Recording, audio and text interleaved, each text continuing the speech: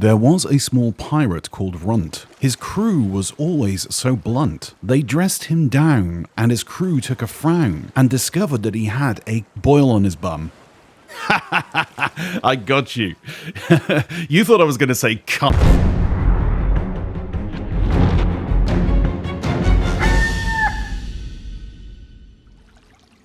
Hey, you beautiful buccaneers, Falcore here. Let's talk about something. Flameheart. Anyone remember this dude? The guy in the sky that is your typical sore loser. Do you ever wonder why, since he finally surfaced in the Sea of Thieves, after much controversy whether he was senior or junior, he's senior by the way, I proved that long before it was announced. Sorry, I'm not rubbing it in or anything to those who thought it was junior. I'm just pointing out that you were wrong. Get wrecked. Once he finally surfaced in the Tall Tale Seabound Soul, and when it was announced during the release of the Ashen Winds by our lovable Duke, that he was indeed the father of Flameheart Jr., we haven't really seen any evolution to this storyline since that update. This update came out on July 29th, 2020. That's 505 days since today. 1 year, 4 months, and 17 days in fact. How do I know this off the top of my head? I'm just good with Apart from the release of The Pirate's Life, where it evolved the storyline just a little, showing us all the betrayal of Wanda and her beloved, and the forming of the Dark Brethren, Flameheart Sr. has just been a mouthy nuisance in the sky, never evolving and never changing. So here is the big question. If Flameheart Sr. is here, where is Flameheart Jr.? He's here. That's him. Oh, come on. It's obvious it's him. A man surrounded by chalices, showing off his sword, saying things like, "Drink deep." Standing behind a trapdoor that has the word for chalice written on the door, and above that, the runes that read Pirates for All Eternity, which was the very last entry in his journal. It's him. And if it's not, I'll do a Fortnite video. So for those of you who still disagree that it is him, can we just pretend for this video and discuss what that would mean if it actually was him? But it is him, you idiot. So, quick backstory for Flameheart Jr. Again. He came to the Sea of Thieves just to be like his dad. He was lured to an island just on the edge of the Shroud, where a fella only known as the Captain tricked him into drinking from a chalice, turning him into a skeleton. Then this Captain fella, possibly the same one mentioned in Pirate's Life Tall Tale 4, took Junior under his wing, and that is the last we ever heard of both of them.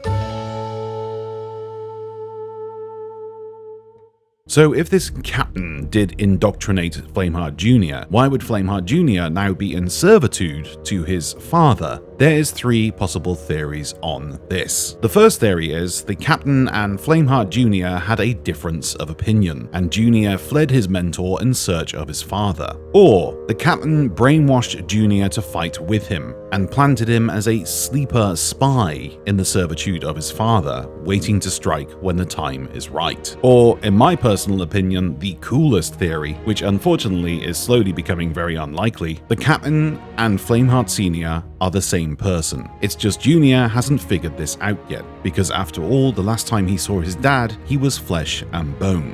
All good theories, and all have a chance of being true, but there is one more theory that I'm afraid I'm rolling with, that I think could be canon. So hear me out here. So at the Shrine of Flooded Embrace, Duke's journals talks of a great battle that took place between 2 fleets. He even mentions that this must have been a battle between 2 very powerful captains, and this battle took part a very long time ago. It's pretty obvious by the way it's written that he's foreshadowing Flameheart at the very least. So this massive battle that took place could have been the battle between Flameheart's fleet and the captain's fleet, with Flameheart Jr. under the captain's wing. After all, Flameheart Sr. did say he was betrayed by his own kind. When he said that, he could have been talking about his own family.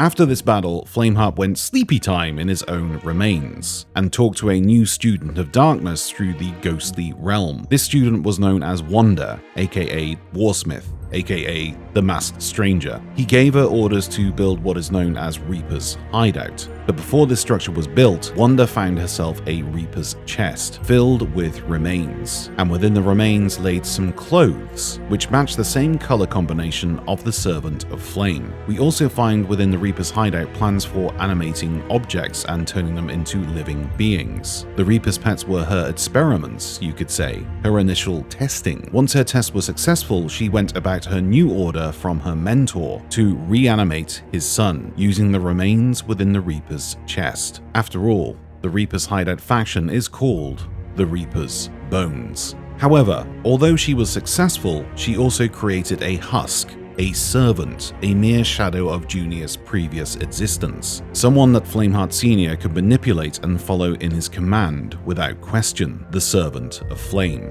The perfect son, the perfect student. And this is why he laughed in the face of Wanda when she questioned him about his loyalty. Why would he need her anymore? His new puppet, formerly his son with his own mind, would now do anything he commanded, would never question him, would never ask for acceptance. Plus, the perfect insult to his former enemy, the Captain. It would also explain why the Captain wants to wait for the Dark Brethren to overthrow the Ferryman and Flameheart Sr., because the combined might of the Ferryman fighting for all that is good and his former student Flameheart Jr. siding with Flameheart Sr., it would be too much for him to handle with his own fleet. But Flameheart Sr. knows this, possibly his son too, and in order to be a true fighting force for the Captain's arrival, he is going to need to find a way to remove his current biggest threat, the Ferryman, just like Davy Jones also tried. With the Ferryman in place, all pirates get a second chance, meaning it is impossible to defeat us pirates. But if the worlds were to merge, much like they almost did in Tall Tale 5, death would no longer be a thing. Flameheart could control a battle for eternity, creating the world into a hell of sorts, where he is the king.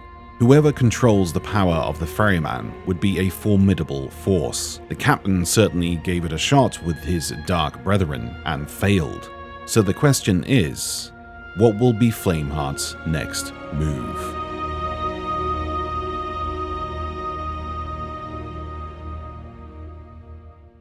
Also, the capstan is not centered on the Ferry of the Damned. Ah!